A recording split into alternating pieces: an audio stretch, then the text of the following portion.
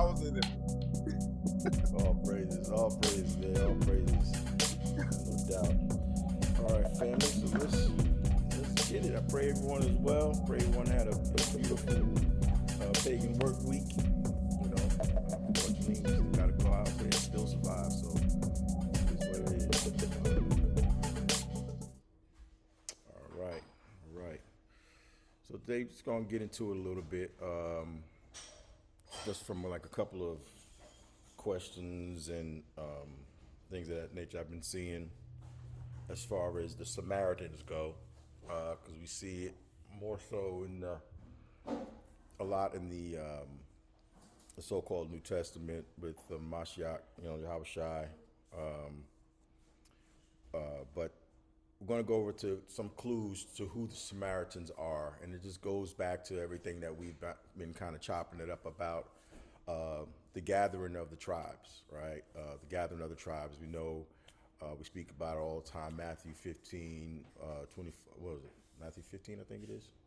Yeah, 24, where it says, where Mashiach says, he's only come for the lost sheep of the house of Yasharal.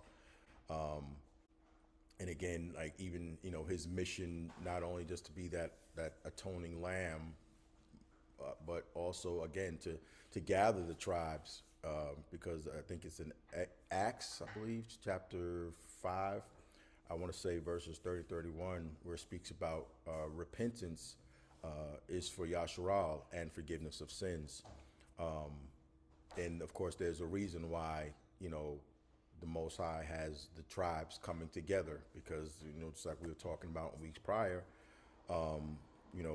Most High raised us up to be the priests in the Arataz in the earth. So when we get, so we know because of our disobedience, everything gets discombobulated. The text gets discombobulated. The people look at the Bible itself as, religious book. When we talking about that, it's not the the scrolls, not necessarily the Bible, but the scrolls, the original scrolls, hold the history. And when all of these things came about, as far as because we've been captive in just about every nation. We know about, of course, Babylon, Medo-Persia, Greek, Roman captivity, Egypt, all of these things. But again, there's so many captivities not spoken about in the book of Judges. So through all of these captivities, the scrolls are passed down through all of these people in captivities, and things have gotten discombobulated and mashed up and this, that, whatever. So this is what we have right now. But thanks be to the Most High for his spirit, who, says, things that are hidden will be made, manifest, will be made known. So through his spirit, things are made known. Even through some of this mashup, things are made known. And there is a plan from the beginning, to, even though the nation was split up, there's a plan from the beginning to bring it back all together again. So this is what we see, Mashiach doing. And a lot of people don't really understand and know who the Samaritans are. He speaks, the Samaritans are spoken about a lot in the Gospels. And people don't understand who they are. Like Mashiach just picked some random nation to speak on and use in parables and things like that. So we're just going to go with some clues to who the Samaritans are and how it got that way. So so if my words are kind of a little jumbled up, I pray that y'all understand. I pray the Most High, again, his spirit be upon the study. And 'cause right now I'm dealing with a headache. But so some clues to who the Samaritans are. So with that, I think there's three major points, really, three major spaces or spots where the Samaritans are spoken about in length. So let's go to the so-called Gospels, the good news, starting at Luke 10, the Good Samaritan.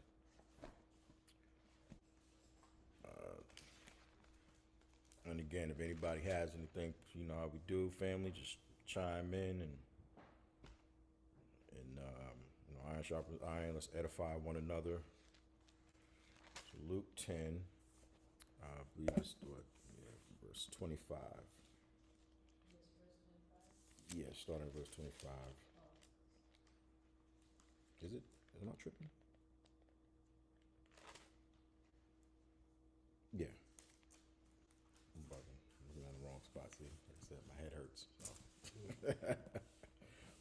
So. Yeah, Luke 10. I'm going to start at verse 25. I'm just going to read it and just point out some things. They pop out. I'll start reading from here. So Luke 10, 25 to 37. This is a parable of the Good Samaritan. And it reads, "And behold, a lawyer stood up to put him to the test, saying, 'Teacher, what shall I do to inherit eternal life?' He said to him, 'What is written in the law?'" Okay, so right. So again, so this lawyer stands up. So again, context is key. Who is mashayach speaking to? Who is he speaking to? And he speaks to him and tells him, what is written in the law. So this person that he's speaking to has to know something about the law, right? And he says, "What is written in the law? How do you read it?" And he answered, "You shall love Yah, your power, with all your heart, and with all your soul, and with all your strength, and with all your mind, and your neighbor as yourself." All right? And this is the lawyer answering him. Again, we didn't get to the Samaritan part, but this is the lawyer answering him, right? So again, Mashiach asked him, "What is written in the law?" And the man replies with things that are written in the instructions. Okay? What is it? You shall love your power with all your heart, all your soul, with all your strength, all your mind. That's what? Deuteronomy 6:5, right? And your neighbor as yourself is what? Leviticus 19:18, right?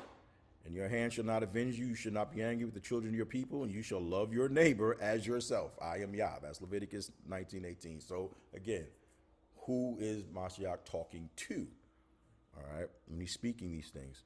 So verse 28. And this is Mashiach speaking. "And he said to him, 'You have answered correctly. Do this and you will live.' But he, the lawyer, desiring to justify himself, said to Yahushua, 'And who is my neighbor?' Yahushua replied."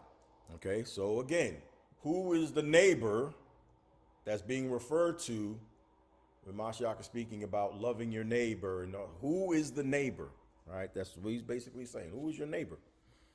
So verse 30, Yahushua replied, "A man was going down from Yerushalayim, from Jerusalem to Jericho, and he fell among robbers who stripped him and beat him and departed." So first, the man was coming from Jerusalem. That's the key too. "Leaving him half dead. Now by chance, a priest was going down that road, and when he saw him, he passed by on the other side. So likewise, a Levite, when he came to the place and saw him." Now, a lot of people question, well, ain't a priest and a Levite the same thing? No, they're not. Okay? Yes, the priesthood came through the Levites. But you can be a Levite. But exactly. But not every Levite was a priest. That came through, I think, the lineage of Aaron, I believe.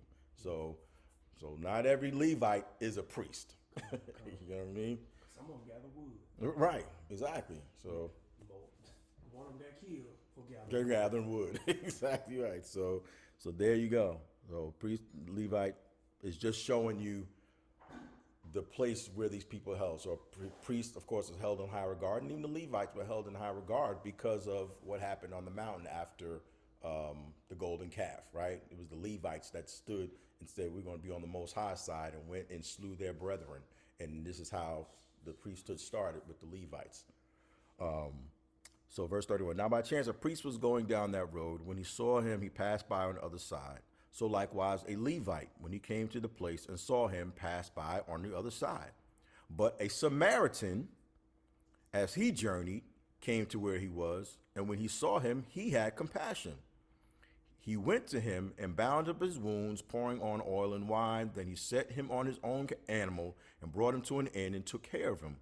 And the next day he took out 2 denarii and gave them to the innkeeper, saying, 'Take care of him, and whatever more you spend, I will repay you when I come back. Which of these three, the priest, Levite, or the Samaritan, which of these three do you think proved to be a neighbor to the man who fell among the robbers? Verse 37 said, the one who showed him mercy. Yahushua said to him, you go and you do likewise. Okay? So now, again, you have the priest, the Levite, and the Samaritan, right? So now, we who know, we've been studying, okay, on this study, and of course a lot of Yahshua, we know that now, again, Mashayach said he's only sent to the lost sheep of the house of Yahshua, and they're in the Roman captivity, right? And we're going to show, of course, later. And again, the lawyer who he's speaking to knows the law as well. So we're going to show later, of course, Mashayach is speaking to the Judeans, who he himself is. He's from the tribe of Judah. And we know that consists of Judah, Benjamin, and some of Levi as well. So go ahead, I hear you. No, yeah, you also mentioned, we was under the thumb, so they also had their own priests at the land at the time. They had their own stuff going on. So it was a lot. It's a lot to parse through in these verses. You know what I mean?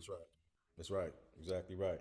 And again, of course, things are put in there and mashed in there. This now, but to cause confusion. I mean, we spoke about that even with that word Gentile. So there's a lot going on. Way we were taught, the way we're shown these things is a lot going on. However, Most High has a plan, right? He has a plan. So, so that's just one instance, because there's a couple of things we want to read through to get these clues, right? So, yeah, stop at 37. Yeah. So you see, again, he used the priest, he used the Levite. They both passed by this man coming from Jerusalem. Okay, 9 times out of 10, most I was talking about a Judean coming from Jerusalem, and his own brethren, passing by him and not even, giving him a look to help him. But then this Samaritan, okay, and to know the history that the Judeans had with the Samaritans, there's a deep history there, and of course starts with the split of the tribes after Solomon's sin. Okay, so there's a deep rooted animosity, a chasm, a breach between the 10 tribes and the Judeans. All right, and we're going to go through all of that. So, but you see these priests, these Levite, they don't help the man. But here, the Samaritan, who the Judeans and the Samaritans again didn't mix, didn't vibe, but the Samaritan comes and helps this Judean, right? His own didn't help him. I mean, we see that even now today with our own people, right? You know what I mean? A lot can be going on. Our people, we pass by each other, don't even say hi, this, that, whatever. But, that's a story for another day. So there's some clues in there, as far as who the Samaritans are. Another one I wanted to hit up is, because again, I want to go quick with this, but is the woman at the well.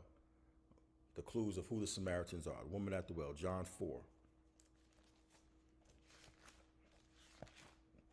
And just roll with me. It may seem like, jumbled up, but just roll with me. John 4, let's start at verse 4. Well, I'll just start at verse 1. Entry sensor open. All right, so John 4, starting at verse 1. All right, you see why Yahushua was, speaking to these Samaritans, and I'm giving them love here. So, John chapter 4, starting at verse 1. Now, when Yahushua learned that the Pharisees had heard that Yahushua was making and baptizing more disciples than John, although Yahushua himself did not baptize, but only his disciples, he left Judea and departed again for Galilee, and he had to pass through Samaria. So he came to a town of Samaria called Sychar, near the field that Jacob had given to his son Joseph. Okay, that's one clue. He came to a town of Samaria called Sychar, near the field that Jacob had given to his son Joseph. Verse 6. Jacob's well was there. So Yahushua, wearied as he was from his journey, was sitting beside the well. It was about the 6th hour, which is about noon. Verse 7. A woman from Samaria came to draw water. Yahushua said to her, give me a drink, for his disciples had gone away into the city to buy food. The Samaritan woman said to him, how is it that you, a Jew, a Judean, because again, Jew, short for Judean, is not short for Jewish. Okay? Gotta let them know, bro. Okay? How is it that you, a Judean, ask for a drink from me, a woman of Samaria? For Judeans have no dealings with Samaritans. So, hence the parable that mashayach was speaking about. All right, verse 10. Yahushua answered her, if you knew the gift of the Most High and who it is that is saying to you, give me a drink, you would have asked him, he would have given you living water. Woman said to him, sir, you have nothing to draw water with. The well is deep. Where do you get that living water? Are you greater than our father Jacob? Okay. Again, clues to who these Samaritans are. Are you greater than our father Jacob? Okay, another clue. He gave us the well and drank from it himself, as did his sons and his livestock. Yahushua said to her, everyone who drinks of this water, and remember, she says, she's speaking to Yahushua, all right? Are you great? So she knows who he is as far as his lineage, okay? Are you greater than our father Jacob? Okay, but anyway, verse 13. Yahushua said to her, everyone who drinks of this water will be thirsty again. Whoever drinks of the water that I will give him will never be thirsty again. Water that I will give him will become in him a spring of water, welling up to eternal life. The woman said to him, sir, give me this water so that I will not be thirsty or have to come here to draw the water. Yahushua said to her, and we go through the husband thing, such and such and such. And let's skip to verse 19. The woman said to him, sir, I perceive that you are a prophet. Verse 20, our fathers worshiped on this mountain, but you say that in Jerusalem is the place where people ought to worship. Okay, we're going to touch on all of that right there. Our fathers worship on this mountain, but you say that in Jerusalem is the place where people ought to worship.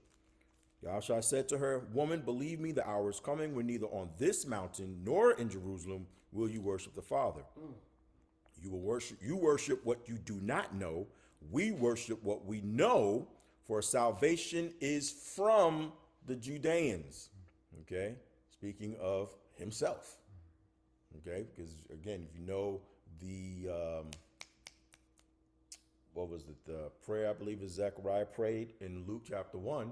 Right, speaking about the coming of Mashiach, speaking about the coming of Yahushua, and he said that he is coming to save his people from their enemies. Again, get up. Oh yeah, and he just told her, he just hit her with a bar, because he said, man, it's a time coming when it ain't gonna be this mountain. You know, it's Right. the same thing he said when he went in the temple and flipped the table and said, man, I'm gonna rebuild this temple in 3 days. That's Right. why I say it's within, you know, blah blah blah, you know, New Testament within us, the spirit, you know, a temple of the Ruach. But he was he was telling her, hey, a time is coming, not a new way, but it's, what's bringing. I'm trying to figure out how I'm trying to word what I'm saying, but he's telling her something somewhat prophetic. And what's crazy is she's kind of identifying, like he's speaking to her because she knows what's up. She's identifying with what's going on. You see what I'm saying? So she's not Yeah. clueless as to what he's saying. You see what I'm saying? Yeah. She's not clueless. Well, she said, she hit him with it. She said, man, we worship on this mountain. So she knew how else you gonna serve the Lord. You know what I'm saying? So there's a lot going on again with these, the Samaritans, right?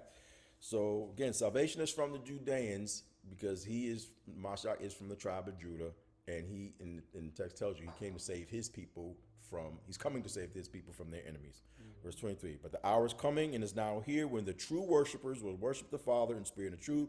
For the Father is seeking such people to worship him, the Most High Spirit. Those who worship him must worship him in spirit and truth.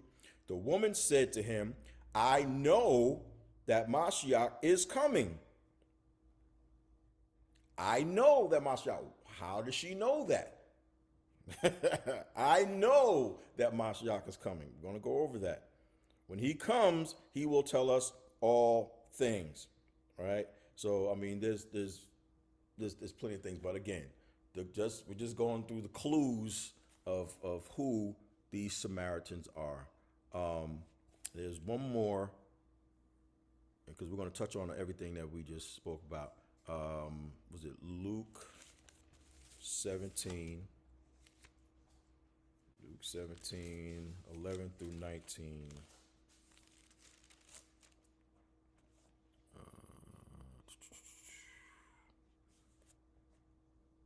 Okay, yeah, Luke 17, 11 through 19.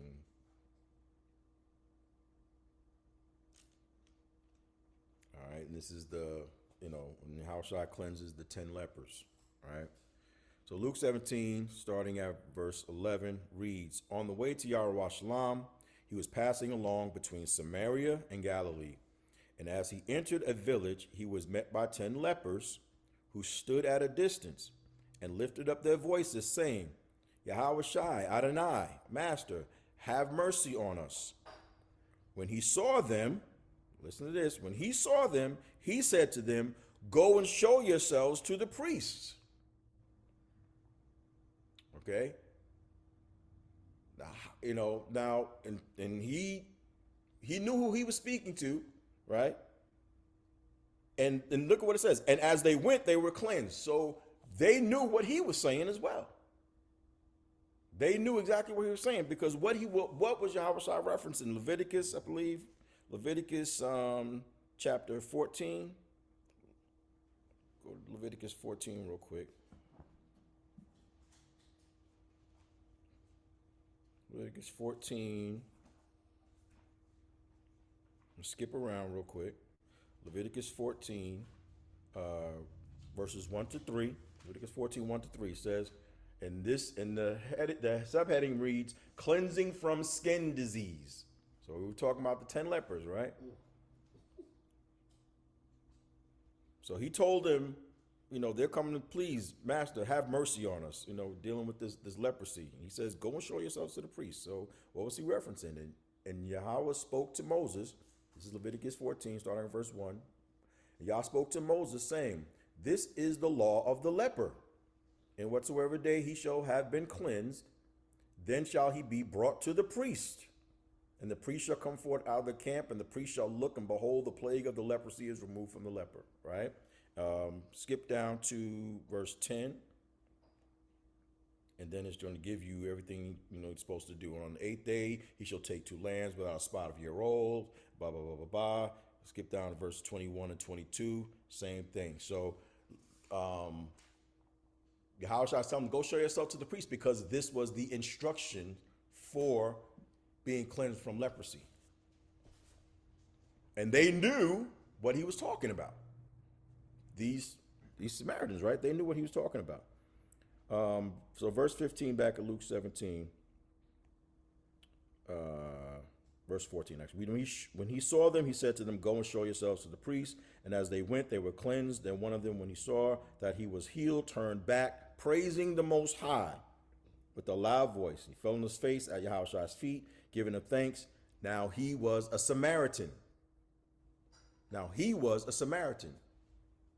So the rest of them were 9 times out of 10 Judeans, but he was a Samaritan. Aren't the Samaritans a mixture of the northern kingdom? There it is. And that's exactly what we're going to get into. That's exactly what we're going to get into, because a lot of people don't know that. A lot of people think that Yahushua is just speaking to some random nations, this and that, whatever. But you know how, just like some of the Levites mixed with us, some of us probably hung out there too. I ain't leaving. Just being stuck. Right. Mhm. Even though they were, good. No, I'm just with you to that point.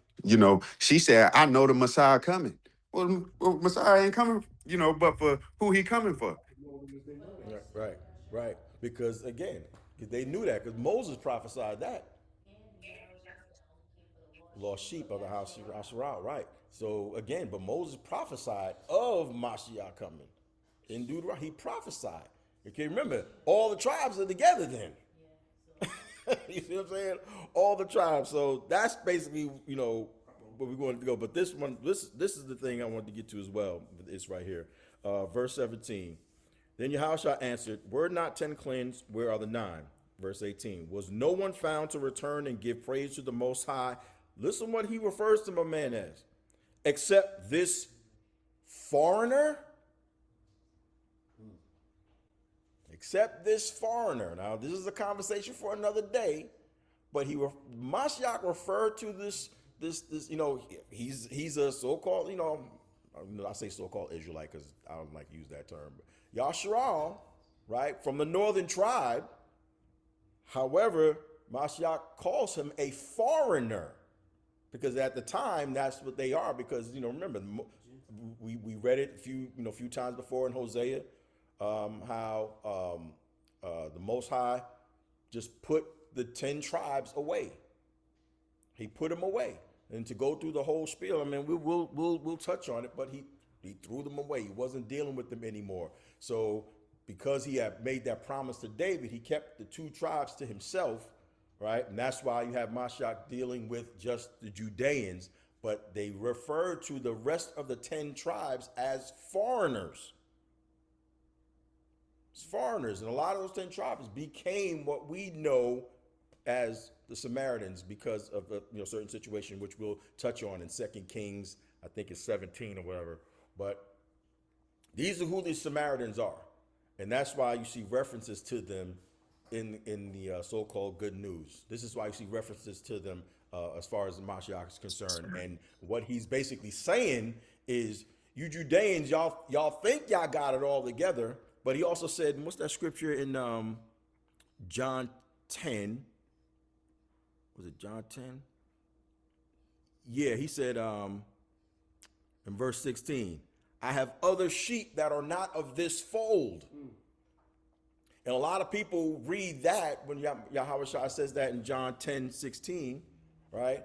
A lot of people read that and think that he's talking about other nations. But he's not. He's talking about those 10 tribes. Oh, them cousins. Right, exactly right. Cousins and aunties. So, it goes back to what, we were talking about, when I was at, I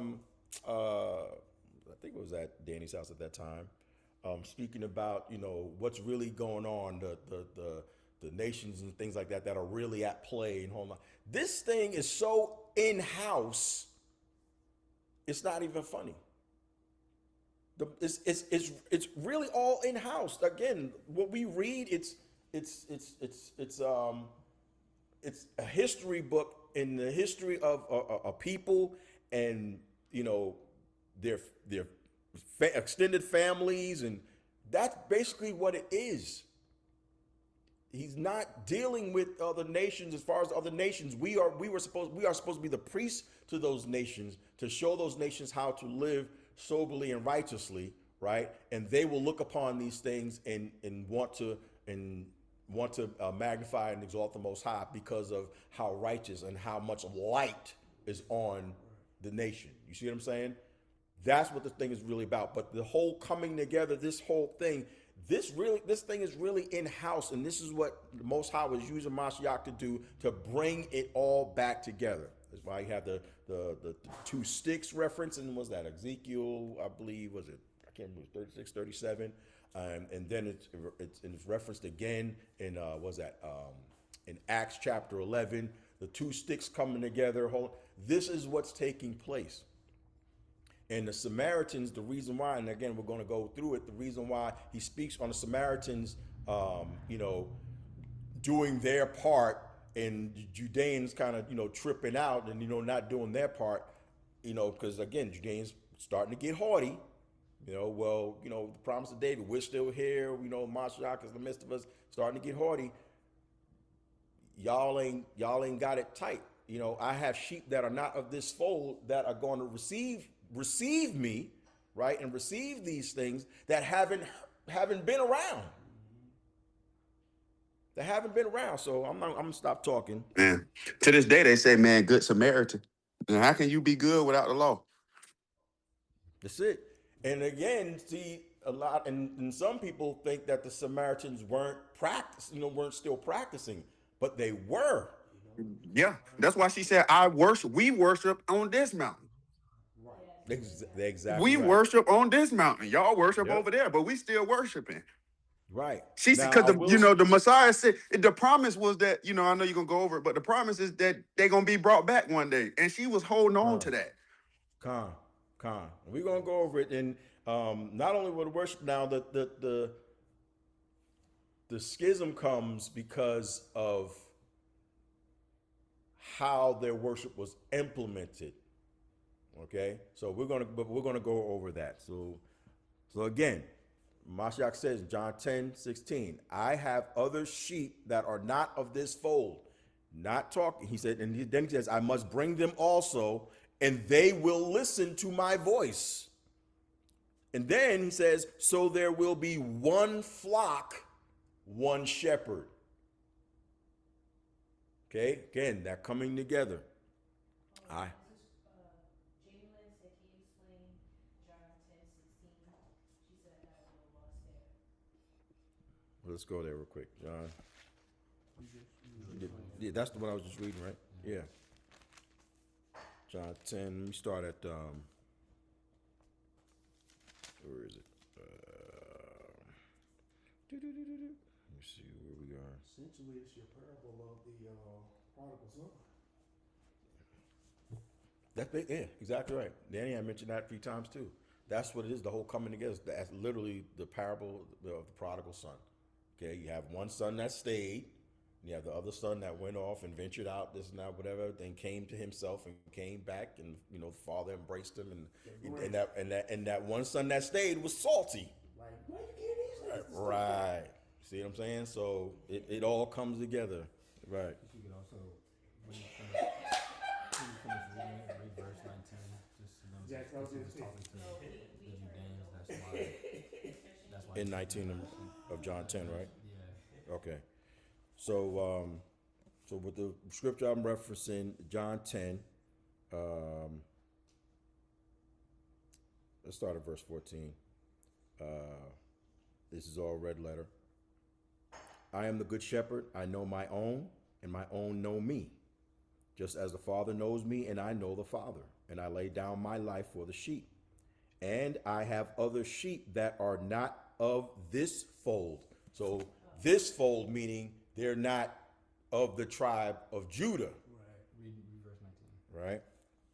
And then, okay. And then he says, I'm not of this fold. I must bring them also, and they will listen to my voice. So there will be one flock, one shepherd.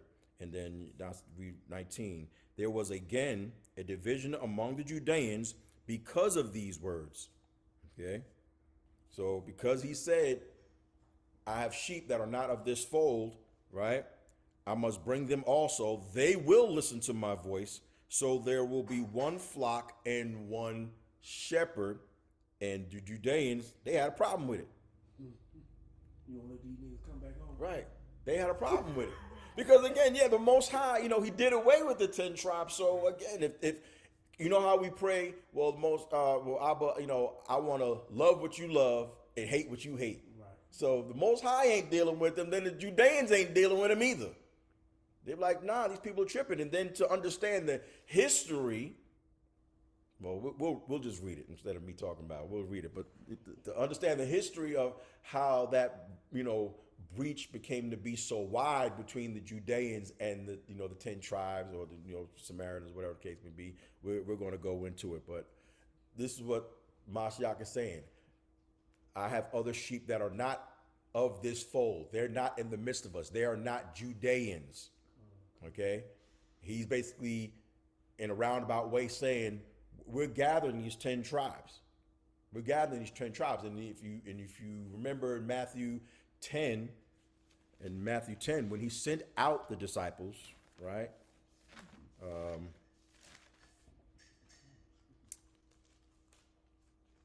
In Matthew 10, starting verse 5,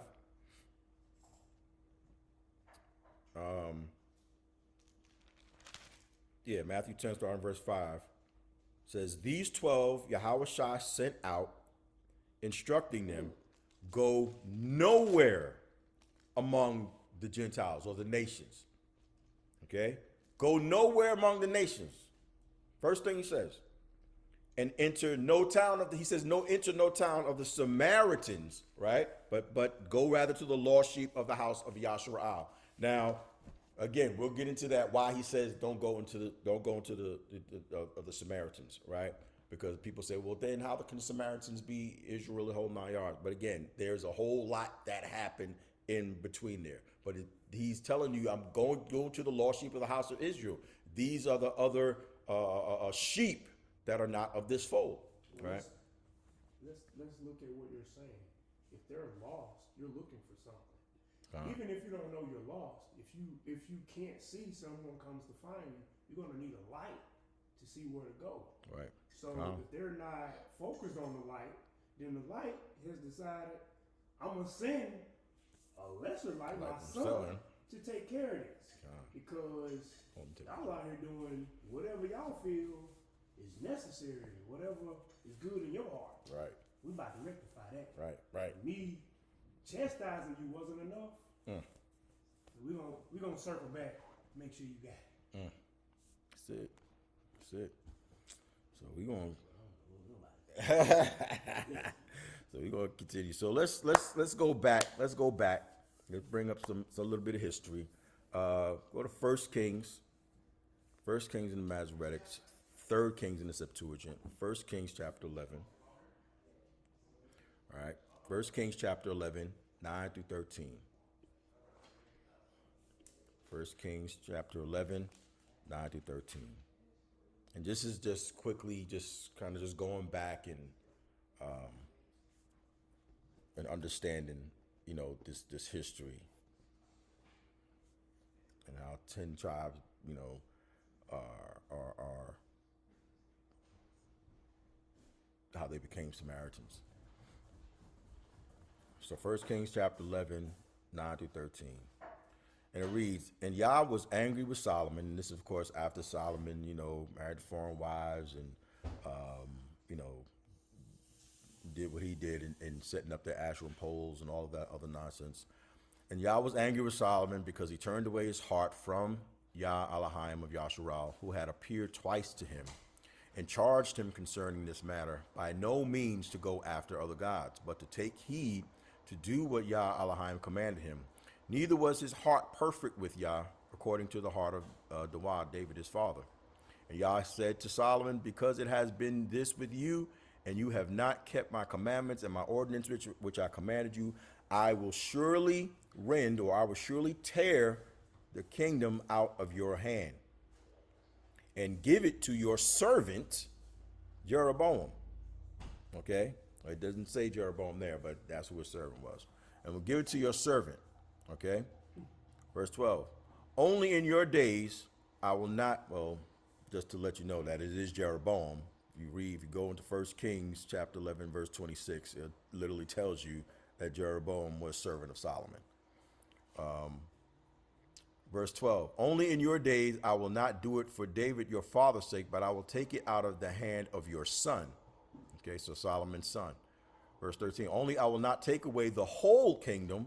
I will give one tribe to your son for David my servant's sake, and for the sake of Jerusalem, the city which I have chosen. So there's the Most High telling Solomon, you tripped out. I'm tearing the kingdom out of your hand. I'm going to give 10 tribes, 2 tribes to your son, and another 10 tribes I'm going to give to your servant Jeroboam. All right. So let's go down. 1 Kings 11. Staying in the same spot. And this is Ahijah the prophet who prophesies to Jeroboam to be king over the 10 tribes. All right, it's 1 Kings 11, 30, verse 31, 32, and then 34 to 37. So 31 and 32, 1 Kings chapter 11. He said to Jeroboam, and this is the Ahijah the prophet, take to yourself 10 pieces, for this says Yah Elohim of Yasharal, behold, I tear the kingdom out of the hand of Solomon, and will give you 10 tribes. Yet he shall have 2 tribes for my servant David's sake, and for the sake of Jerusalem, the city which I have chosen out of all the tribes of Yasharal. Okay, now listen to that carefully. The city that he has chosen out of all the tribes, all of them. So all of them were supposed to be, going to Jerusalem. Okay, that's key right there. He shall have 2 tribes for my servant David's sake, and for the sake of Jerusalem, the city which I have chosen out of all the tribes of Yasharal. Verse 34. Skip down to 34. Howbeit I will not take the whole kingdom out of his hand, for I will certainly resist him all the days of his life, for David my servant's sake, whom I have chosen. But I will take the kingdom out of the hand of his son. So Rehoboam is Solomon's son. I will take the kingdom out of the hand of his son and give you, Jeroboam, 10 tribes. But to his son, I will give the 2 remaining tribes, okay, Judah and Benjamin, that my servant David may have an establishment continually before me in Jerusalem, the city which I have chosen for myself to put my name there. And I will take you, and you shall reign as your soul desires, and you shall be king over Yasharal. Okay, that's Ahijah the prophet. Most I told Ahijah the prophet to speak to Jeroboam, tell him he's going to get 10 tribes. Rehoboam, Solomon's son, is going to get the other 2 tribes. All right. So now let's skip down to, when Jeroboam tripped out. All right. Next chapter over, 1 Kings 12. And again, just going through this quickly. I didn't want to take a whole lot of time. 1 Kings 12, 25 to 33. I think, yeah. 1 Kings 12, 25, 33. And it reads, now, again, I'm reading out Septuagint, so some of the names and things like that are different. And Jeroboam built Shechem or Shechem in Mount Ephraim and dwelt in it, and went forth there and built Penuel. And Jeroboam said in his heart, behold, now the kingdom will return to the house of David. Verse 27, if this people shall go up to offer sacrifices in the house of Yah at Jerusalem, and listen to what he's saying, if this people shall go up to offer sacrifices in the house of Yah at Jerusalem, then the heart of the people will return to Yah and to their master, to Rehoboam, king of Judah, and they will slay me. Now remember what the Most High said about Jerusalem, okay? Remember what he said about Jerusalem, that was the place for all of Yasharal. That was the place that he chose for all of Yasharal. Here Jeroboam is like, well, if these people go up to offer sacrifices in Jerusalem, then the heart of the people will turn to Yah and to their master, to Rehoboam, who is Solomon's son, who has the other 2 tribes, and they will slay me.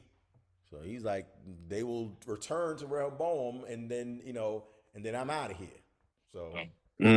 Yeah, that's real interesting because, back to where you was with the woman, she said, man, I'm over here, man, y'all over there.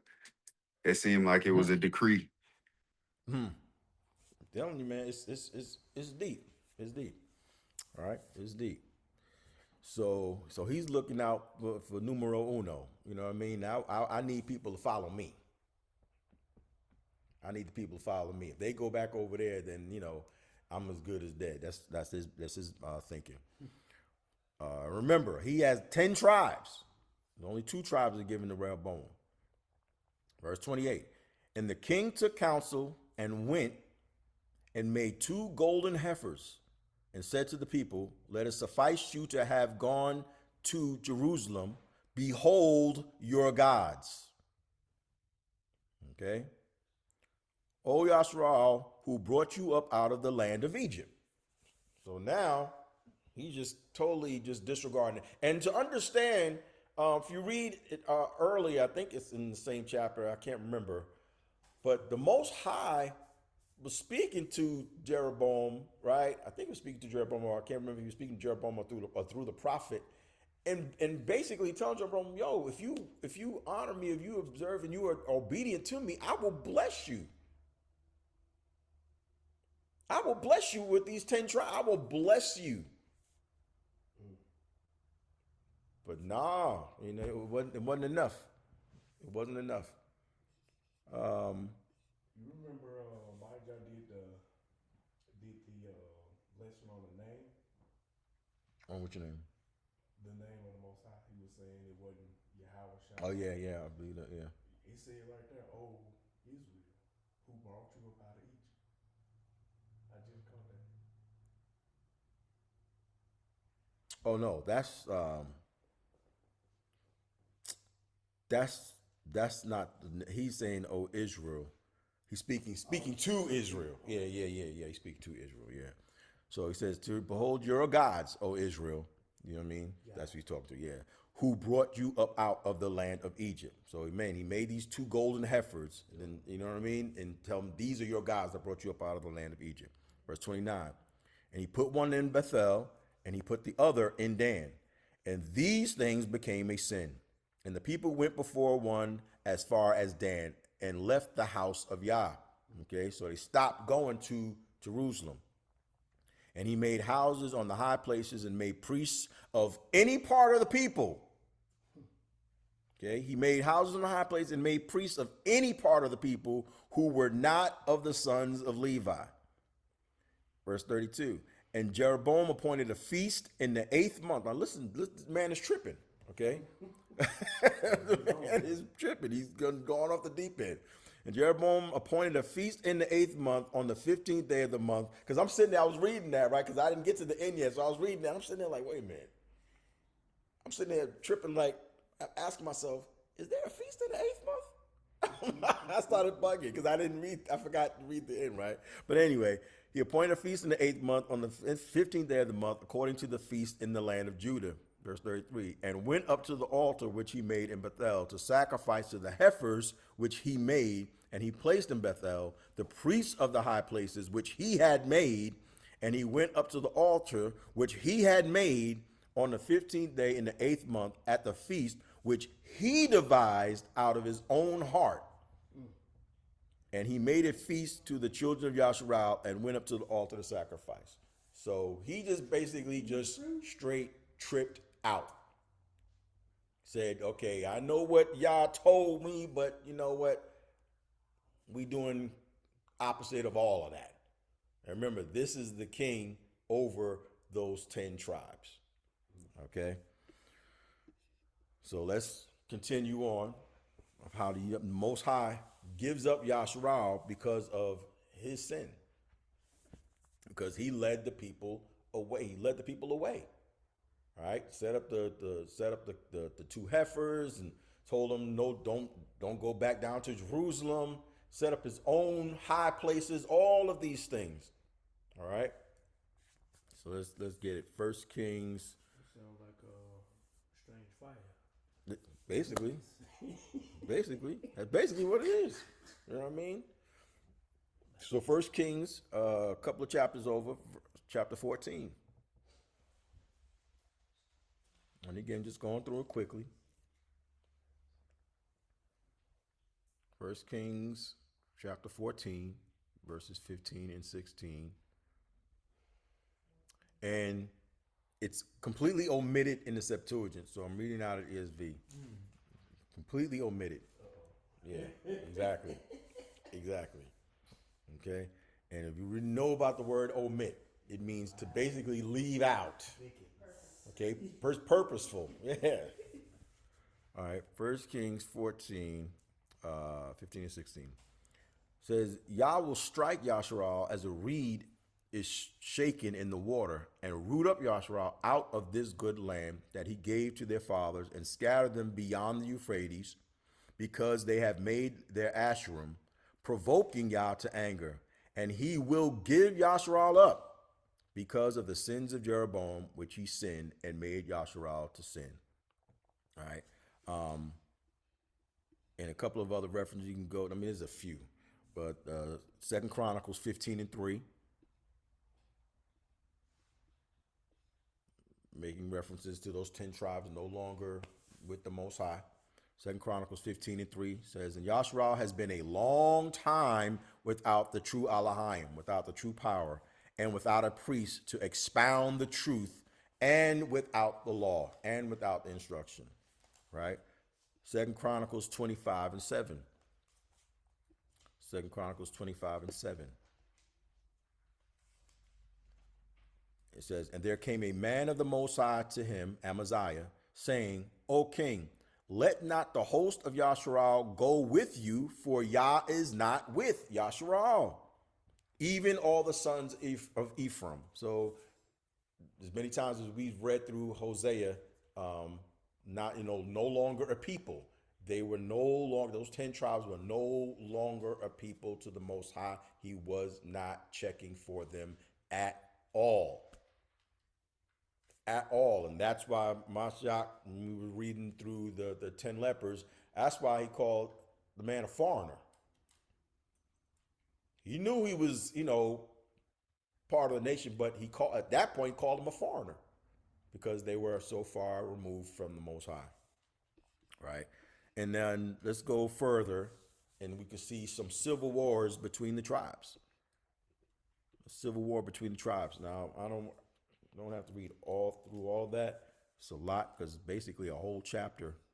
I think it's in 2 Chronicles 13, I believe.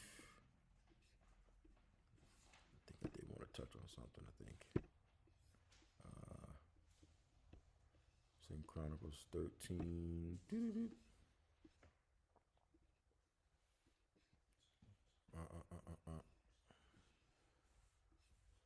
Well, just to read a little bit.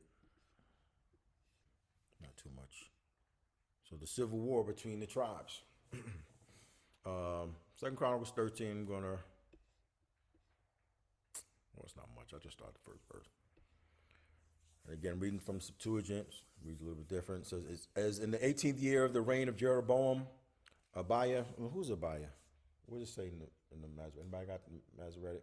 Abijah, the same thing. A-B-I-J-A-H. Oh, Abijah, okay. In the 18th year of the reign of Jeroboam, Abijah began to reign over Judah. He reigned 3 years in Jerusalem, and his mother's name was Maachah, daughter of Uriel of Gabion, and there was war between Abijah and Jeroboam. And Abijah is king of Judah, right? I believe. Yeah, reign over Judah, yeah. So there you go. There's that civil war. Verse 3, and Abijah set the battle in array with an army with mighty men of war, even 400,000 mighty men. Jeroboam set the battle in array against him with 800,000. They were mighty warriors of the host. And is the title, Civil War against Jeroboam. Abijah rose up from the Mount Samaritans, which is in Mount Ephraim, and said, hear you, Jeroboam, and all Yasharal, all Israel. Is it not for you to know that Yah, Elohim of Yasharal, has given a king over Yasharal forever to David and to his sons by a covenant of salt? But Jeroboam, the son of Nebat, the servant of Solomon, the son of David, is risen up and has revolted from his master. And there are gathered to him pestilent men, transgressors, and he has risen up against Rehoboam, the son of Solomon, while Rehoboam was young and fearful in heart, and he withstood him not. And now you profess to resist the kingdom of Yah in the hand of the sons of David, and you are a great multitude, and with you are golden calves, which Jeroboam made you for gods. Did you not cast out the priests of Yah, the sons of Aaron and the Levites, and make to yourselves priests of the people of any other land? Whoever came to consecrate himself with a calf of the herd and 7 rams, he forthwith became a priest to that which is no God. Verse 10. But we have not forsaken Yah our power, and his priests, the sons of Aaron and the Levites, ministered to Yah and in their daily courses. They sacrificed to Yah whole burnt offering morning and evening in compound incense, set the showbread on the pure table. There is the golden candlestick, and the lamps are burning to light in the evening. For we keep the charge of Yah Elohim of our fathers, but you have forsaken him. So they're saying we keep all this stuff in Jerusalem, in the place where the Most High put his name. You out there tripping. You done set up your own high places, and you doing your own thing. Set up your golden heifers. You tripping. All right. Verse 12, and behold, Yah and his priests are with us at our head, and the signal trumpets to sound an alarm over us. Okay, this Abijah is king of Judah speaking. All right. Children of Yasharal, fight not against Yah Elohim of our fathers, for you shall not prosper. So he's telling Jeroboam and the other 10 tribes, listen, don't fight against the Most High. Okay. And listen to how he refers, children of Yasharal. Children of Yasharal, don't fight against your culture, your heritage. Don't fight against the one who has given everything to us. Okay, and he says, you shall not prosper. Okay, verse 13. Now Jeroboam had caused an ambush to come round upon him from behind, and he himself was before Judah, and the ambush behind. And Judah looked back, and behold, the battle was against them before and behind. And they cried to Yah, and the priests sounded with the trumpets, and the men of Judah shouted. And it came to pass when the men of Judah shouted that Yah smote Jeroboam and Yasharal before Abijah and Judah. And the children of Yasharal fled from before Judah, and Yah delivered them into their hands. And Abijah and his people smote them with a great slaughter, and there fell slain of Yasharal 500,000 mighty men. So the children of Yasharal were brought low in that day, and the children of Judah prevailed because they trusted on Yah Elohim of their fathers. And Abijah pursued after Jeroboam, and he took him from the cities, Bethel and her towns, and Jesna and her towns, and Ephraim and her towns. And Jeroboam did not recover strength again all the days of Abijah, and Yah smote him, and he died. But Abijah strengthened himself and took to himself 14 wives, begot da-da-da-da. Okay, so you get the point. You know what I mean? He started tweaking too. They all tweaked out, man. But anyway, so you see the civil war, between, the 10 tribes and between, the tribe of Judah. And so this was just one of those issues. There were more. This is just one of the issues. I think the other issue comes in the Maccabean period with the Maccabeans tearing down the temple of the Samaritans, because the Samaritans, again, they had built the temple. That's what Omer was talking about. We worship on this mountain, right? And well, you know what? We're just gonna read it. We're gonna read it instead of me talking. So that was a civil war between the tribes, and again, just like I'm talking about, I think it's spoken about the destruction of that Samaritan temple. It's in I think what's the name speaks about it. Josephus speaks about it in the Antiquities of the Jews. He speaks about the destruction of the Samaritan temple by what's his name, John Hyrcanus or whatever, the Hasmonean leader. The Maccabees. That Hasmoneans come from the Maccabees, right? Let's see. But yeah, so from that whole thing of Jeroboam setting up those high places and setting up those heifers and all these things, and taking the people away from Jerusalem to worship on Mount Gerizim, I think it is, because a lot of that is not written. You can go into, I think, again, Josephus's books and read about that. Again, he took them away from Jerusalem, and they worship on that mountain. However, it tells you the Samaritans, let me just read it here, what it says. The clues to who the Samaritans are. So history says the Samaritans trace their lineage back to the northern kingdom of Yasharal, right, which was conquered by the Assyrians, and we're going to read this in Kings as well. It was conquered by the Assyrians. Many of those Israelites were exiled, and foreign populations were brought in. Okay, and we're going to read that. Foreign populations were brought in to intermarry with the remaining Israelites, right? And the blending of populations led to the community with a hybrid identity, combining Israelite traditions with elements of pagan practices, which the Judeans of the southern kingdom viewed as corrupt and heretical. And we're going to read this. So I'm not just talking about it. We're going to read that. It's actually documented, right? And the Samaritans considered themselves true worshipers of Yah, and it actually adhered to the Torah. So they adhered to the quote-unquote laws of Moses, right? As their sacred scriptures. And it says they rejected the rest of the scrolls and the centrality the centrality of the worship at the temple of Jerusalem. Instead, they believed Mount Gerizim near Shechem was the proper place for worship.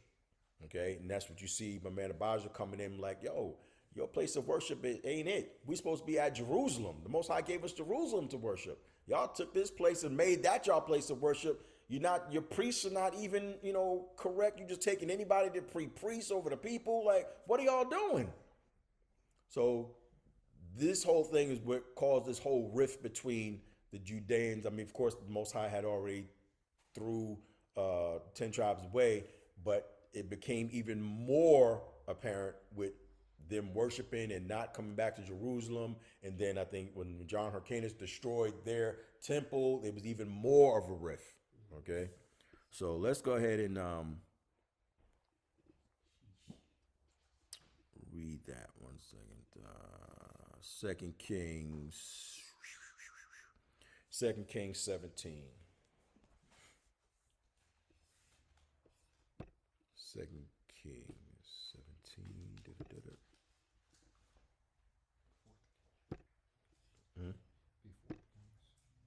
Yeah, it'd be 4th Kings. Yeah, 4th Kings in the Septuagint.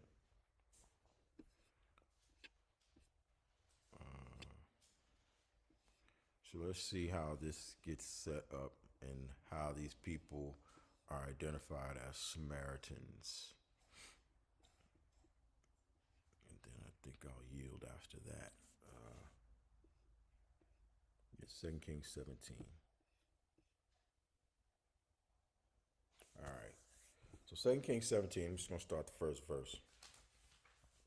It says, in the 12th year of Ahaz, king of Judah, began Hosea, the son of Elah, to reign in Samaria over Yashraal 9 years. And he did evil in the eyes of Yah, only not as the kings of Yashraal that were before him. Against him came up Salmanassar, king of the Assyrians, and Hosea became his servant and rendered him tribute. And the king of the Assyrians found iniquity in Hosea, in that he sent messengers to Segor, king of Egypt, and brought not a tribute to the king of the Assyrians in that year. And the king of the Assyrians besieged him and bound him in the prison house. All right. Subheading, Israel carried captive to Assyria. Verse 5. And the king of the Assyrians went up against all the land and went up to Samaria and besieged it for 3 years. In the 9th year of Hosea, the king of the Assyrians took Samaria and carried Israel away to the Assyrians and settled them in Elah, in Abor, near the rivers of Gozan, and in the mountains of the Medes. For it came to pass that the children of Israel had transgressed against Yah their power, who had brought them up out of the land of Egypt from under the hand of Pharaoh, king of Egypt. And they feared other gods and walked in the statutes of the nations which Yah cast out before the face of the children of Yashraal and of the kings of Yashraal, as many as did such things. And in those of the children of Yashraal, as many as secretly practiced customs, not as they should have done against Yah their power. And they built for themselves high places in all their cities, from the tower of the watchman to the fortified city. And they made for themselves pillars and groves on every high hill and under every shady tree, and burned incense there on all high places, as the nations did, whom Yah removed from before them, and dealt with familiar spirits, and they carved images to provoke Yah to anger. Man, we're some idiots, man. I'm sorry. Yeah. Oh my gosh. Oh, forgive me. Where am I? Verse 12. And they served Yah, and they served the idols of which Yah said to them, you shall not do this thing against Yah. Verse 13. And Yah testified against Israel and against Judah, even by the hand of all his prophets and of every seer, saying, turn you from your evil ways, keep my commandments, my ordinances, and all the law which I command your fathers, and all that I sent to them by the hand of my servants the prophets. But they hearkened not, made their neck harder than the neck of their fathers. And they kept not any of his testimonies which he charged them. And they walked after vanities, became vain, and after the nations round about them, concerning which Yah had charged them not to do accordingly. They forsook the commandments of Yah, their power, and made themselves graven images, even 2 heifers, again, those 2 heifers again. And they made groves and worshiped all the host of heaven and served Baal. And what did the Most High tell us in Deuteronomy chapter, what was that, 4? Verse 19, okay? He made all the ordinances of heaven and gave them over to the nations. He said the nations worship him, right? They forsook the commandments of Yah, verse 16. They forsook the commandments of Yah, made themselves graven images, even to heifers, made groves, worshiped all the host of heaven, and served Baal. And they caused their sons and their daughters to pass through the fire and use divinations and auspices, and soothsaying and witchcraft and all that. That's what that is. And sold themselves to work wickedness in the sight of Yah to provoke him. And Yah was very angry with Yasharal and removed them out of his sight. And there was only left the tribe of Judah quite alone. Hence, whom Mashayach is speaking with when you get to the letters in the good news, okay? Only Judah was left alone. Most High wasn't dealing with the other 10. Verse 19, nay, even Judah kept not the commandments of Yah. Here we go. Their power. But they walked according to the customs of Israel, which they practiced, and rejected Yah. And Yah was angry with the whole seed of Yasharal, and troubled them, and gave them into the hand of them that spoiled them, until he cast them out of his presence.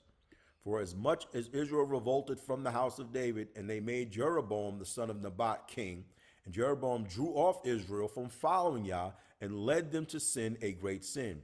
And the children of Israel walked in all the sin of Jeroboam which he committed. They departed not from it, until Yah removed Israel from his presence, as Yah spoke by all his servants the prophets, and Israel was removed from off their land to the Assyrians until this day. Okay, now we get into the whole Samaritan deal. Okay, subheading, Samaria resettled. Verse 24, and the king of Assyria brought from Babylon the men of Cutha, and men from Ai, and from Amath, and Savarvaim, and they were settled in the cities of Samaria in the place of the children of Israel. Okay, listen close. And they were settled in the cities of Samaria in the place of the children of Israel. And they inherited Samaria, and were settled in its cities. And it was so at the beginning of their establishment there that they feared not Yah. And Yah sent lions among them. Okay, so these people that were brought in, all right, in place of Yasharal. And it was so at the beginning of their establishment there that they feared not Yah. Yah sent lions among them, and they slew some of them. And they spoke to the king of the Assyrians, saying, the nations whom you have removed and substituted in the cities of Samaria for the Israelites know not the manner of the Most High of the land. And he has sent the lions against them, and behold, they are slaying them, because they know not the manner of the Most High of the land. Verse 27, and the king of the Assyrians commanded, saying, bring some Israelites then, and let them go and dwell there, and they shall teach them the manner of the Most High of the land. Okay, so these Israelites, they were, worshiping according to the, the scrolls, the law of Moses. They, were worshiping. It was just that they had incorporated all this other pagan idolatry and mess, and went away from Jerusalem, right? But in their minds, they're worshiping the Most High because they were keeping the instructions, right? According to the laws of Moses. Wait, where am I? Verse 28. Okay. Okay. And they brought one of the priests whom they have removed from Samaria, and he settled in Bethel and taught them how they should fear Yah. Okay, verse 29. But the nations made each their own gods and put them in the house of the high places which the Samaritans had made. So this priest was brought in, right? This whom Jeroboam had made priest from one of the 10 tribes, brought in to come in and show these people how to fear the Most High according to the instructions that were given them through the quote-unquote laws of Moses. But these other nations made each their own gods, put them in the house of the high places which the Samaritans had made, each nation in the cities in which they dwelt. And the men of Babylon made Succoth beneath, and the men of Cuth made Ergel, and the men of Hamath made Asamoth, and the Evites made Iblazer, and and Thartic, and the inhabitant of Sepharvaim did evil when they burnt their sons in the fire to Adrimelech and Anemelech, the gods of Sepharvaim.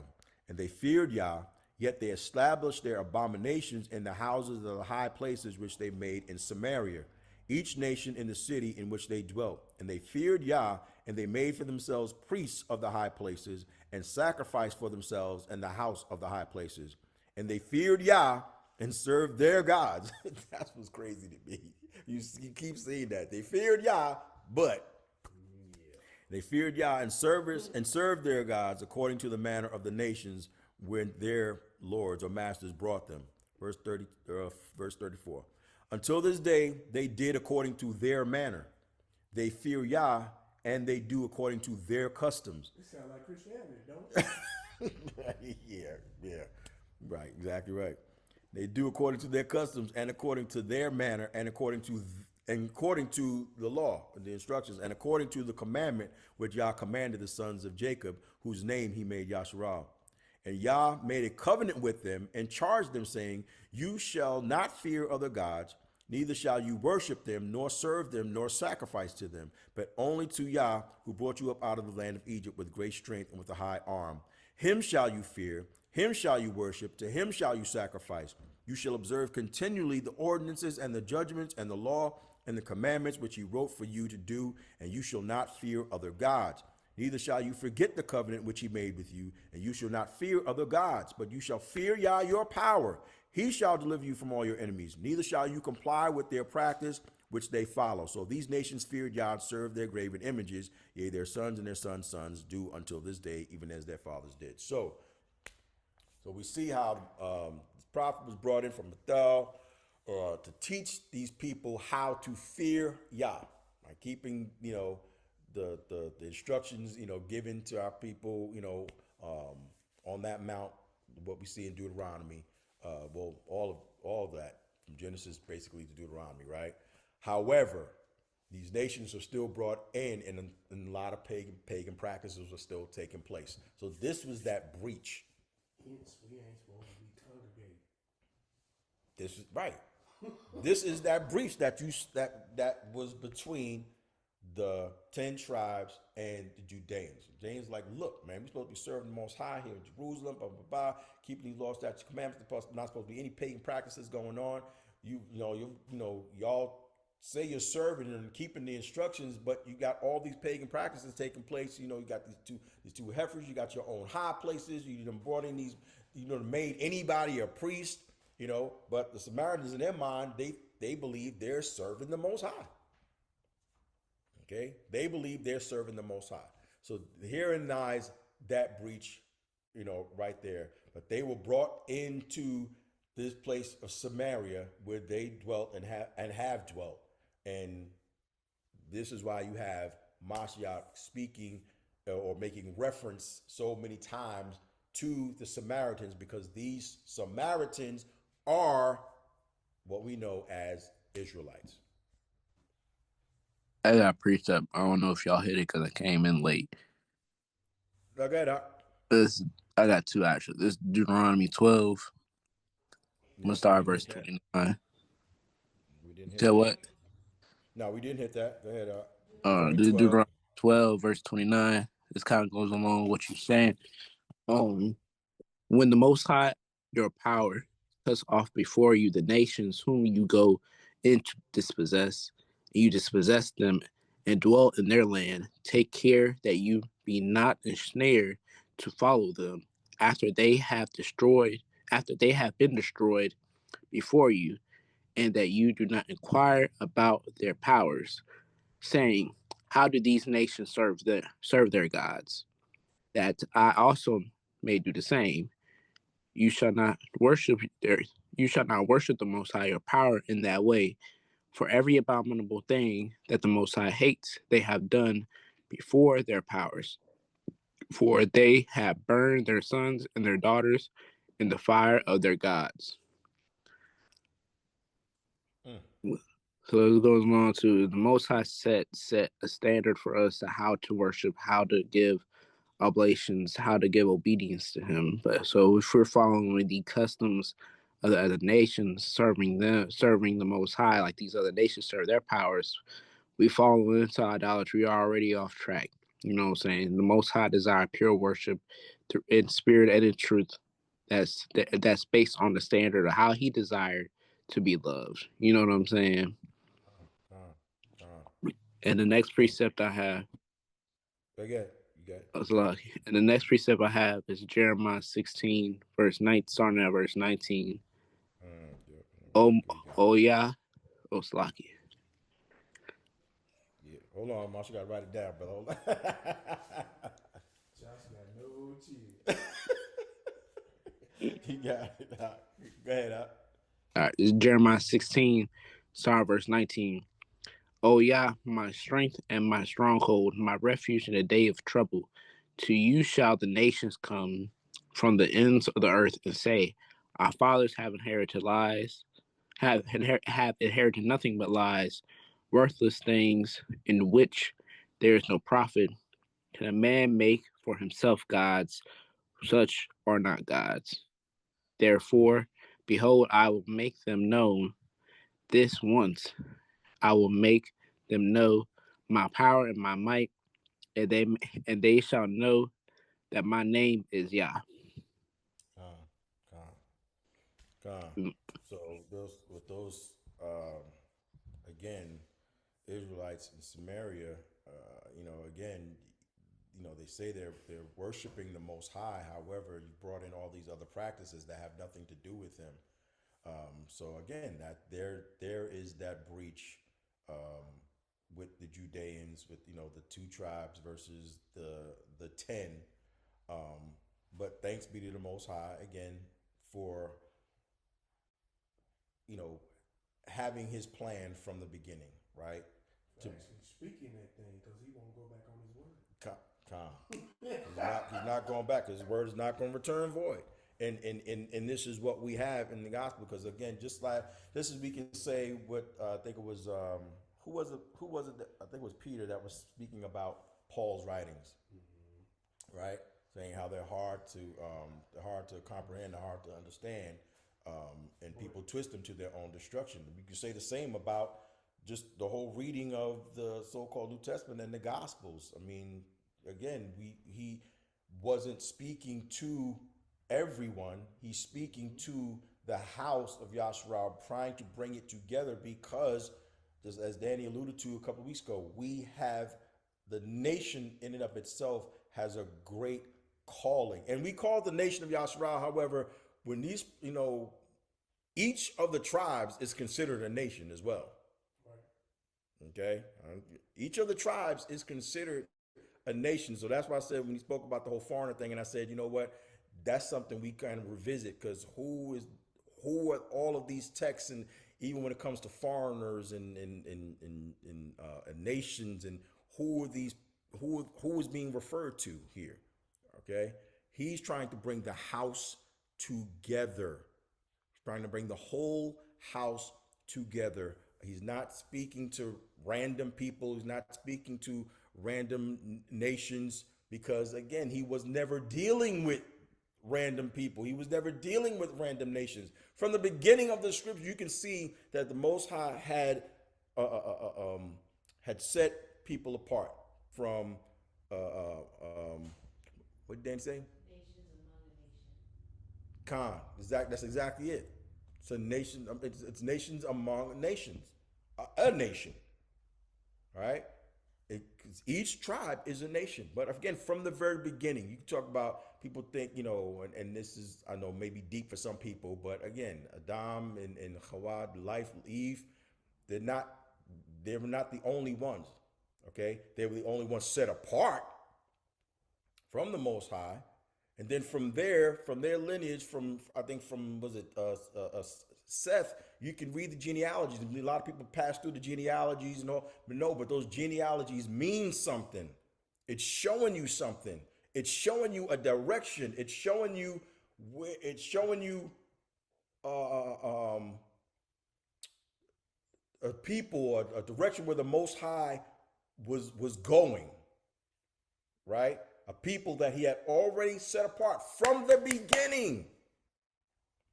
From the beginning. But again, I don't want to get too far off the beaten path because a lot of people look at it. When I see comments online and things like that, they look at it and say, "Oh, they're making the big deal about they're Israel, this, that, whatever, such and such." It's not that. It's not. We're not boasting. We're not puffing our chest out, and it's not because at the end of the day, just like the text says, the whole creation groans, waiting for us. Well, it's funny that they say that. distracting tactic because y'all tout your family name. Con. You tout so many other things. Right. You always holler what's in the name. Con. So it's good when you do it. It's a problem. It's a problem when we, well, you know, it's always a problem anyway because of what's up, you know. Hello. But that's what it is. I mean, we have a great calling. And in order for, you know, these things to take place, the Most High has to set everything in order. And that's what he's doing. And that's what he's been trying to do. And just from mashayach, and again, not everyone was understanding of the parables, right? Again, I think he said at one point, it is given to you to know the mysteries, but to them outside of that, it's not given. It's not given. So even with the things that are coming upon the earth, we're not, you know, given what he has revealed to us. This is it should no longer be a mystery to us of what's happening, right? We shouldn't be overtaken, you know, by the thief as the thief in the night. We should be illuminated. Now, I'm not saying we have everything or the fullness of the Spirit has been poured out to us, but we should be more illuminated as to what's really going on, given what the Most High is pouring out to us. So he is trying to bring the family together. Trying to bring the family together because there is a purpose, there is a calling upon us, a great, great calling upon us, you know, to not just walk the earth in righteousness, but to, what's the word I'm looking for? To be a light. We gotta serve the nations. We say we kings and gods and all this other stuff, but kings actually serve. We were supposed to be out in front structures like you mentioned before, but instead they was hooping and hollering down the mountain. Oh, what they doing? All right. Let's go see what they doing. Stay in your lane. Stay in your lanes. We have a great calling. I mean, we are the extension. We were supposed to be the extension of the Most High. Okay, the extension of righteousness in the avatars in the earth. And this is what he's trying to bring the nations together, because again, at that mountain, if you read it in Exodus 19, all right, we are the priesthood. We are that set apart priesthood. And we told the Most High everything that he said gave us to do, we gonna go ahead and do it. And you see the turmoil from there. So when you see these Samaritans are quote unquote Israelites, Yasharal, that Most High is trying to bring together along with the rest of the tribes, you know, so that we can go ahead and do this thing. We can go ahead and do this thing and walk this thing out. It's not so much by word and deed, and this will probably be another study, but the speaking, because again, I think you read in Ezekiel about with the dry bones. The Most High told Ezekiel, okay, it wasn't the Most High that spoke to the dry bones. He told Ezekiel to speak to these bones and said, these bones are what? The whole house of Yasharal. You speak to them. So Most High awakening us. Now we are to speak to the dry bones. And again, it's the whole house of Yasharal, right? Isaiah 49:6. What does Isaiah 49:6 say?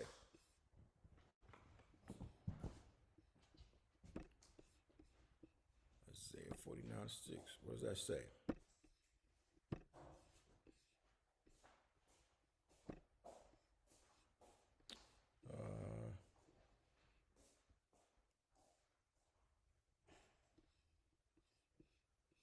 Okay, verse 5 and 6. Isaiah 49, 5 and 6. Says, and now this says Yah that formed me from the womb to be his own servant, to gather Jacob to him and Yasharal. I shall be gathered and glorified before Yah, and my Elohim, my power shall be my strength. Verse 6. And he said to me, it is a great thing for you to be called my servant, to establish the tribes of Jacob, and to recover the dispersion of Yasharal. Behold, I have given you for the covenant of a race, for a light of the Gentiles, that you should be for salvation to the end of the earth. Okay, so our speaking is to the nation of Yasharal, speaking to these dry bones. our living. Now, when we are coming back, we're coming back to the covenant. The Most High is revealing these things to us, what it is we're supposed to be doing, our instructions on how to live soberly and righteously in this present age, right? And that was the instruction in Deuteronomy chapter 4. Our living, how we live, our set apartness, the Kodash, our set apartness, is that light, it's that flame that, Danny alluded to it all the time. Again, the flame does not chase the moth chases the flame. Okay, so when you're showing that set apartness, when you're doing that, this is what happens. Where I want to get that right verse. Look at verse 5. Deuteronomy 4. We read it all the time because it's very prevalent. Go. Verse 5. Deuteronomy 4. Behold, I have shown you ordinances and judgments as Yah commanded me, that you should do so in the land in which you go to inherit, and you shall keep and what? Do them, for this is your wisdom and understanding before all nations. As many as shall hear all these ordinances, and they shall say, behold, these great nations is a wise and understanding people. For what manner of nation is so great, which has the Most High so near to them as Yah our power is in all things, whatsoever we may call upon him? What manner of nation is so great, which has righteous ordinances and judgments according to all this law, which I set before you this day? So we're being our set apart selves. We're doing the things of the Most High. Our speech is not like the nations. Remember, everything about us is supposed to be set apart.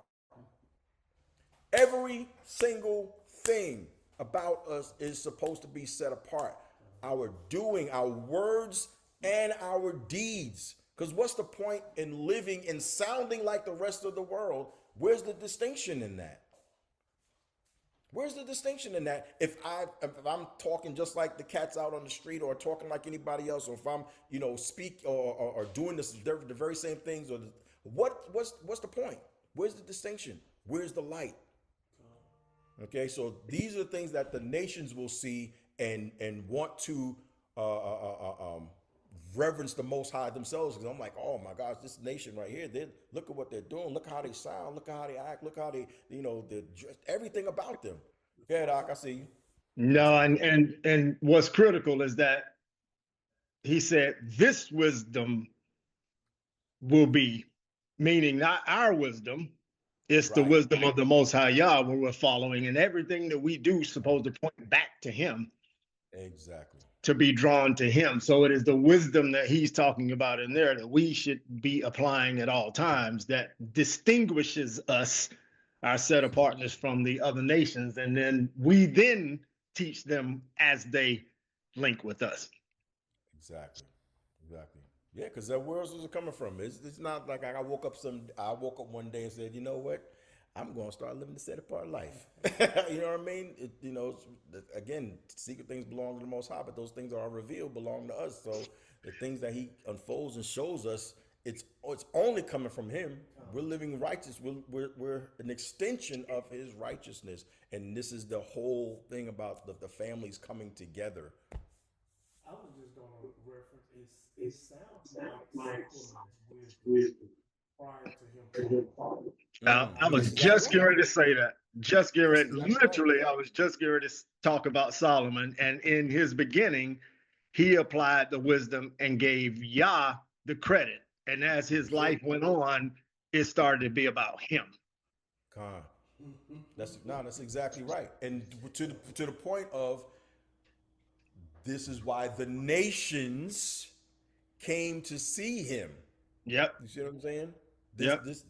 Exactly what it is, what was supposed to go down, that's what it was before he fell. That's exactly right. Ramon. Yeah, and to that point, it says that. I think it's in 1 Kings 3 that Solomon tried to take all the ways of his father David and was righteous until he was not. Until he was not. And ergo, we talked about this. I don't know if it was a podcast or not, but the fact of we talked about it last week. The danger of feeling oneself. right? It always has to point back to Yah, because Yah only chooses the humble, but he'll That's it. dethrone it. You know what I mean? If that's not the case, we have to always be mindful of that. It's always pointing to Yah, not us.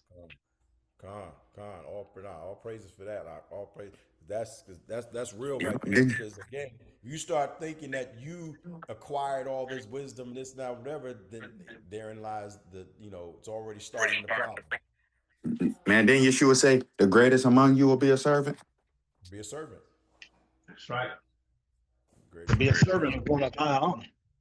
What does that say? I can't see. Let's see. You can ask Kristen read it. Spirit of Yah. And not the Oh yeah. person. Oh yeah. That's Corinthians. What was that? First Corinthians. I want to say First Corinthians 2. 2. Yeah. Go ahead and read that. Go ahead and read it. Read. You got it. No, man, I'm waiting for Earl Jones. No, man, that's what I do, man. That's not my role. I play my role. Yeah, man, stop it, man. Stop it, man. Now, he's referencing 1 Corinthians 2:14. The natural person does not accept the things of the Spirit of the Most High, for they are folly to him, and he is not able to understand them because they are spiritually discerned. So again, we have to get away from that carnal nature, right? We have to get away from that natural man. That's what this construct is all about. Yeah, because it's really in front of us, man. Everything that we see isn't for us, and some of the things that we follow. I mean, the Bible's a great story of that, man, and us just following what we see and wanting what we perceive as an advantage point, but it is not an advantage point, and so that's really what we see with all the even Solomon and all these guys who made the mistakes is that, hey man, they were looking on this other side. How can I do both? That's it. That's it, man. There's one statement that always gets me, and of course, not biblical or anything, but it's just I don't know, it's powerful that when people say, "Oh, the grass," they think the grass is greener on the other side. But the grass is greener where you water it. Come on. Okay, so the grass is greener where you water it. But I'm gonna yield right there. Oh, you got something else out? No, no, no. I was just saying I'm on. Okay. Oh, yeah, and so I'm you right there, and I just wanted to because this questions online and things like that, the Samaritans, and a lot of people just when they read again, just not having the context, and of course, like Danny always says, the tape's playing in your head and Christianity, the things that we've been taught. You think that a lot of these references are just random references, random nations that because a lot of people think that of course mashayach. He came for all and died for all, and that's not the case. And of course, we know we're not pushing anybody away because the scriptures speak of foreigners yoking themselves to Yasharal. I mean, we just read in Deuteronomy 4 when we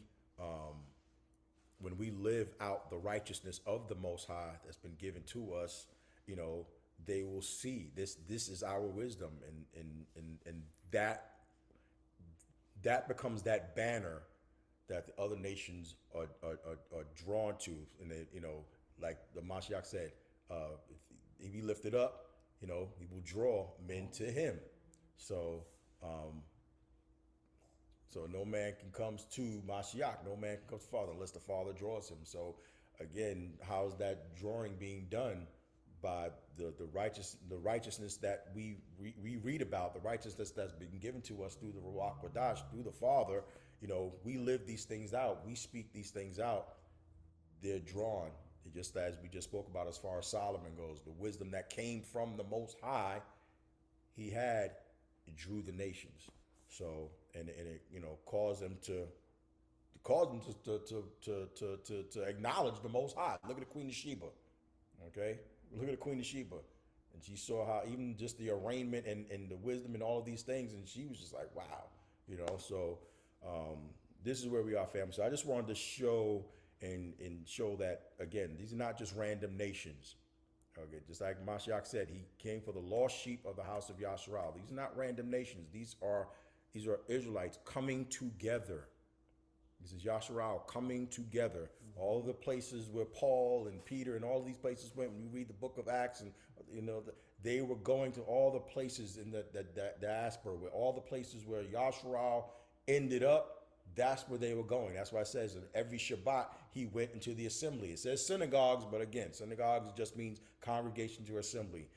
Every Shabbat, that's where he went. He went into the midst of the assembly, okay, to speak about the hope that's been given to Yasharal and and coming back to the covenant. So just wanted to bring that out. So I'm going to yield with that.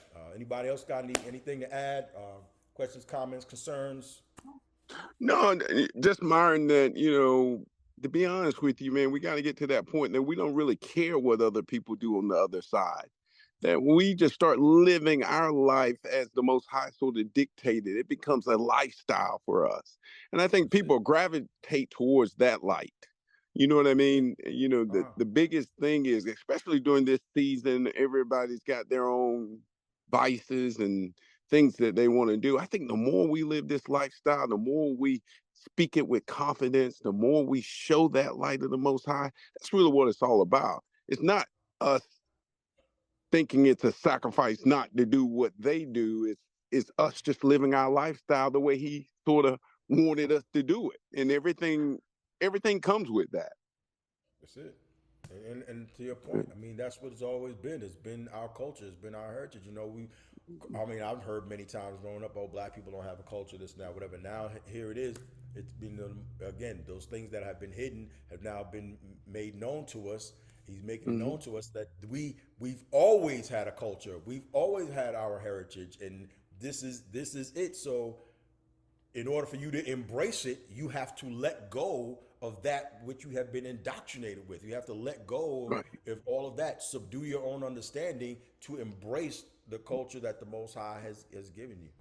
Just like they reaching out to them other folks, taking on it. I'm gonna praise you, but I'm gonna take on whatever they doing also. Exactly right. I know it says about God and mammon, as far as money goes, but no, you can't serve the Most High and continue doing wickedness. You can't do it. It don't work that way. What does that say, man? Yeah. Claudia posted about fellowship. Tell everybody to please come if you can. Come and join us next Saturday. All praises. In Garner. Okay, all praises. Yeah, because next week. That's what we'll be in Garner. And again, I know the signal is not the greatest over there, but we gonna be on. The living room gonna be on. We gonna be on, but that's what we'll be in Garner. You got something up? Yeah, no, I was just gonna say, man, we'd be so busy trying to figure out how we can hold on to my dad's point, to hold on to some of the things while still praising the Most High instead of letting it completely go. I hear so many people like, yeah, man, well, I can still keep my blank. I can still, I ain't worshiping if I, and really, to my dad's point, it's a full submersion. That's right. That's exactly right. I mean, again, we talk about all the time, still trying to fit in, just like the text talks about, light can't dwell with darkness. Yeah. It can't. You know what I mean? Light does not dwell with darkness. I mean, just like I know some people still think that Christianity has things to do with the quote unquote Hebrew Israelite. No, it does not. No. It does not. I have to say it like that. It has this. They're not the same. They're not one and the same. They're completely different. If you read the text, he said, "I'm going to send you to your enemies, and there you will serve other gods." Yeah. I love what Josh read, man. At the end of the day, it really comes down to it.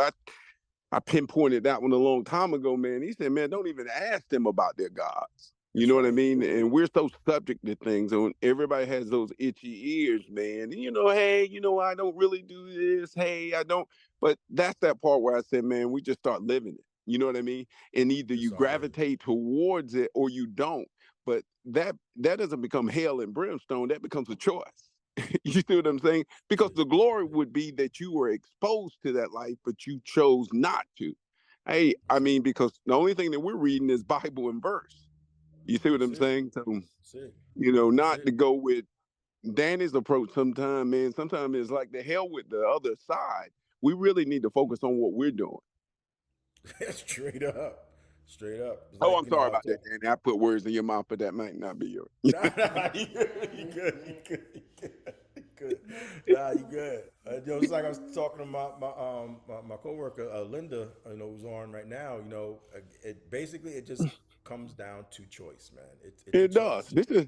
It's not hell and brimstone. If you read it for yourself, you digest it, you interpret it, and if you're concerned with your salvation, you want to know whether it's true or not. That's really it. You go and wrestle with it until the end. But at the end of the day, in every sin that I've made, I've always made a choice. And that's really what it comes down to, that choice.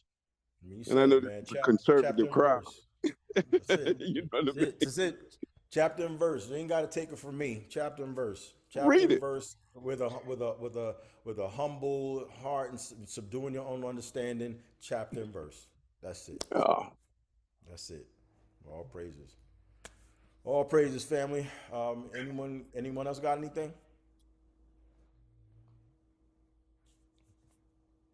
All right. Yep. Okay. CL2 put in the chat. They're starting at 3:30. Their pod, their Zoom. Again, fresh manna, and tomorrow Bible study as well with Danny. Some more fresh manna. So we're gonna go ahead and close out. Oh, you got some, Matt? Oh, I thought you got something. I thought you said something. He did put in the study. Put study tomorrow. Dame, you wanna close this out, bro? Sure. And make sure you say it with your chest, cause what's that? I was looking over the prayer of Habakkuk, so I'm gonna read that to close us out. Do-rag the rail. Shalom. Heavenly Father, we shoot, bro. Oh yeah, that's it. That's the chef, the hamya in the Okay, Levi. No. Hey, I'm in the kitchen, baby. I don't want no smoke. They were chefing it up on off. I don't want no smoke. Hey, we want that smoke, that good smell of smoke. Go and do your thing. Yeah. All praises.